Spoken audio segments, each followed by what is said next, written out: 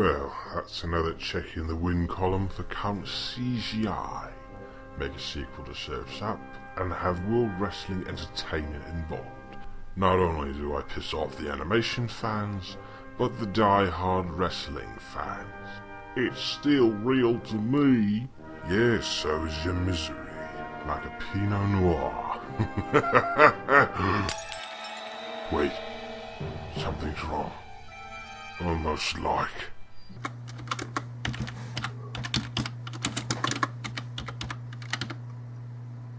Hey, it worked! It actually worked!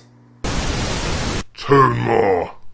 Well, look who it is. What the hell do you think you're doing? You can't do a review based on a film in theaters anymore. What happened to my spell? Oh, you mean the one that prevents me from reviewing animated films in theaters because of my tendency to change my rating after seeing a movie more than once? Yes. What did you do? Well, I think I may have just discovered a loophole in your little spell. You what? Yes, ever heard of the term critical acclaim? Yes, and I think I know where you're leading into. Ah, yes, critical acclaim. When a movie is looked upon by critics with the highest of praise and is considered to be one of the best films of the year, if not one of the best films ever made.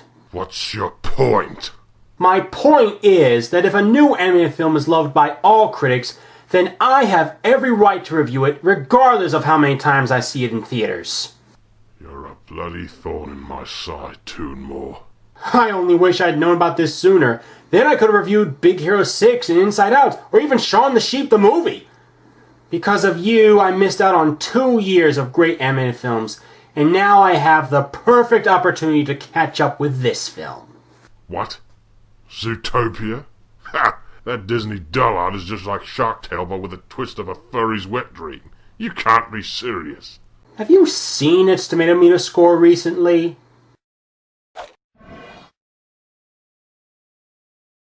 What? 99%? That's even more than Frozen.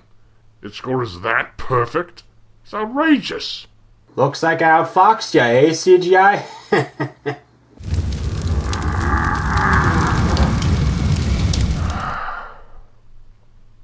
Fine, two more. I should have known a clause would occur. But you can't review sequels to movies you haven't reviewed yet. And you only review films that at least have an 80% rating or higher on Rotten Tomatoes. Deal. Enjoy your movie, Toonmore, you bastardized hipster. I'm back, baby! Cue the theme song! Here comes Hewy, gonna give you the news. Time to watch his animated movie reviews, whether hand-drawn, CGI, puppets or clay. If you've got a good story, you'll be making his day. See you at the movies, cartoon movies. See you at the movies, hold on to. See you at the movies, like nobody's biz. Hey, see you at the movies, animated movies that is.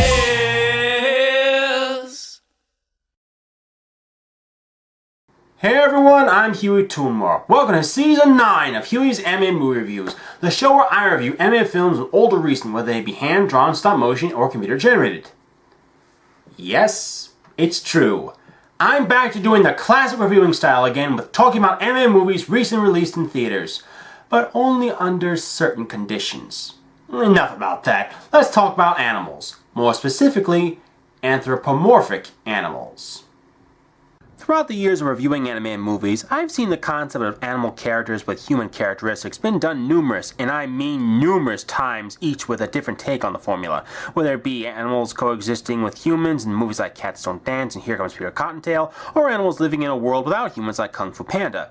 And if there's one company that exploits this concept down to the bare bones, it's the Walt Disney Company. It's practically been the studio's trademark since their inception and has throughout the years been cranking out new ideas to add to the mix. And their latest animated feature is one that isn't anything original in terms of style, but does take a slightly different approach to the concept of animals living in a modern-day society without humans. But the question is Disney's new film a masterpiece, or just a misfire? Well, let's not waste any more time. Released on March 4th, 2016, the movie is Zootopia. And just like any movie still in theaters, this review doesn't contain any major spoilers, making this safe to watch for anyone who hasn't seen the movie. So, on the review. The movie is centered around Judy Hopps, a rabbit who has dreams of becoming the first rabbit officer in the Zootopia Police Department. After years of hard training, she finally fulfills her goal of becoming a part of the police force and travels to Zootopia, a city in which animals of all species live together in peace and harmony. During her stay in the city, she comes across a small-time con artist fox named Nick Wilde and finds that not all is as she hoped for, all the while trying to solve a mystery that forces her and Nick to work together. Now, what are my thoughts on the movie? Well, to be honest, I did have hopes when I saw the first trailer, but I was a little worried that it would be like Disney's previous attempt at the concept of talking animals in a modern human-like environment like Chicken Little and be a complete disaster. Hell, I was even worried to be like DreamWorks' Shark Tale, God forbid. But as more trailers and information regarding the movie were released, I soon began to warm up to it. And thankfully, it lived up to... No, scratch that. It exceeded my expectations. But to get a better understanding of why I loved this movie, let's move on to trivia time. The film was co-directed by Rich Moore, who's best known for directing Wreck-It Ralph, and Brian Howard, who also helped co-direct movies like Tangled and Bolt. The movie originally began as an idea by Howard when he wanted to do a film similar to the 1973 animated adaptation of Robin Hood, as he has stated that it's one of his favorite Disney movies. The basic idea of a world where human beings or even primates never evolved was there practically from the start. However, the original story revolved around a fast-talking fox who goes on the run after being framed for a crime he didn't commit, with Zootopia's top cop being hot on his tail, but became targets of a conspiracy and are forced to team up and discover that even natural enemies can become best friends. When Howard pitched the idea to John Lasseter, the movie was immediately greenlit and put into production, during which some changes were made to the story, like the main character role switching to the cop instead of the fox, the cop from being top in Zootopia to a newbie who's treated unfairly at first, and the fox, instead of being framed for a crime, is just a smooth-talking con artist who gets caught up in the scheme of things. David Goetz was brought on as a lead production designer for the look of the city and how all the animal characters coexist with one another throughout the story. Goetz himself has stated that the creation of Zootopia is one of the most complex projects he's ever tackled. And I'm not just talking about the movie. I mean, the city itself, Zootopia, was a challenge in itself to create. Goetz wanted to create an environment that mixed together different boroughs of environments, all from the animal's character's viewpoint. So he and art director of environments, Matthias Lechner, did research on different animal natural habitats and wove them into the framework of the city. In the end, Goetz managed to create a city metropolis that blends a mix of modern and historic architecture. Each district of the city has a different style fitting to the different kinds of animals depending on their species of origin. There's Tundra Town, which is home to Arctic animals, Rainforest District, which is home to rainforest animals, Sahara Square, home to desert animals, Little Rodentia, which is like Lilliput straight out of Gulliver's Travels, and home to small rodents like mice, rats, and shrews, and finally there's the city center, Savannah Central. Goetz truly outdid himself in bringing the city to life with all these characteristics, which almost makes the city itself a character of its own. As for the animals who live in this world, I found it very interesting that all of them are mammals, with no signs of birds, reptiles, or fish in sight.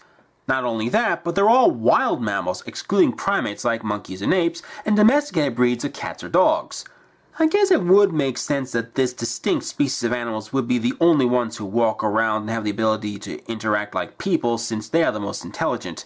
Also, since humans don't exist in this world, cats and dogs haven't been domesticated, which explains why we don't see any calicos, retrievers, pugs, Persians, etc.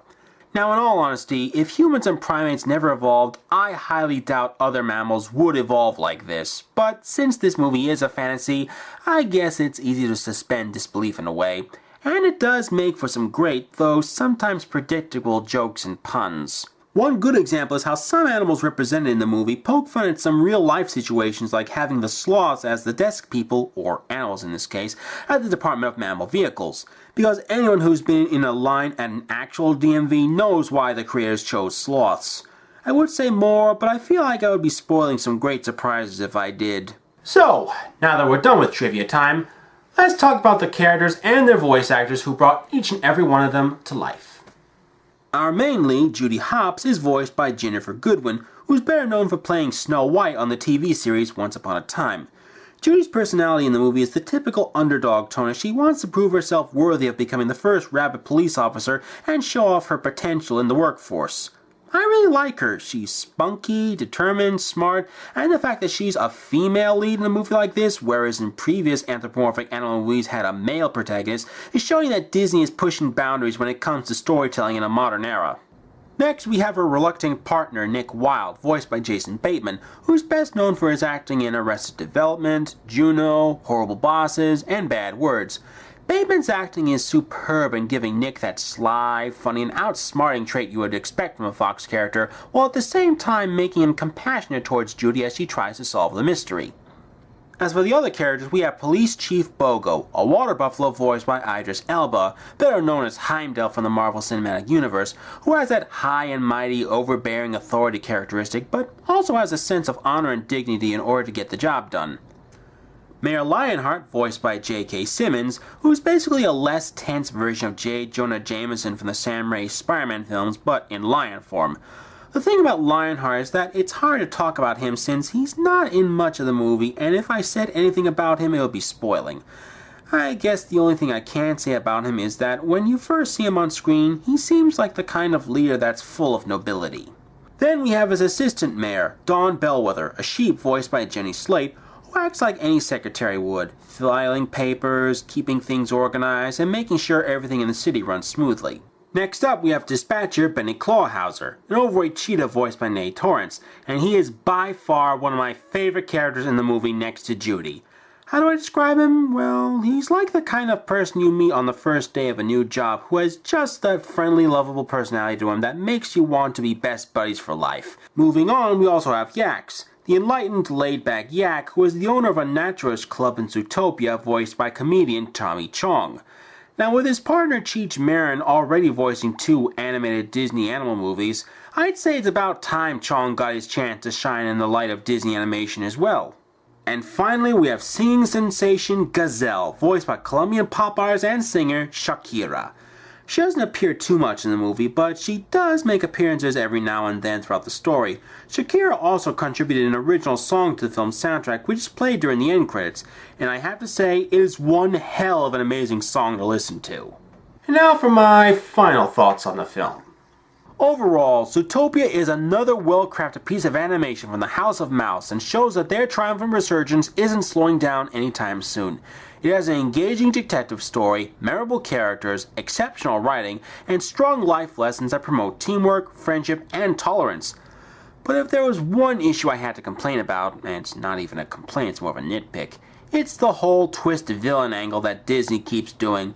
I mean, they've already done it in 3 other movies, and it's really starting to get predictable. But other than that, this was still a fantastic film, and I highly recommend it whether you're looking for something to take your kids to, or just sit down and enjoy something that's worthwhile. And with all that said, I am proud to give this movie my highest rating of 5 gold stars. Well, that's all for now. Be sure to join me again for my next... Not so fast, Toonmore. Huh? Just because I allowed you to review films in theaters again doesn't mean you're off the hook from the deal we made for your Frozen review. That little surprise I have for you is still underway, and it'll be coming very soon. Maybe not tomorrow, maybe not next month, but when the time comes you will experience a full spectrum of pain and misery, like a rainbow. Kate? Could you exit the room for a minute, please?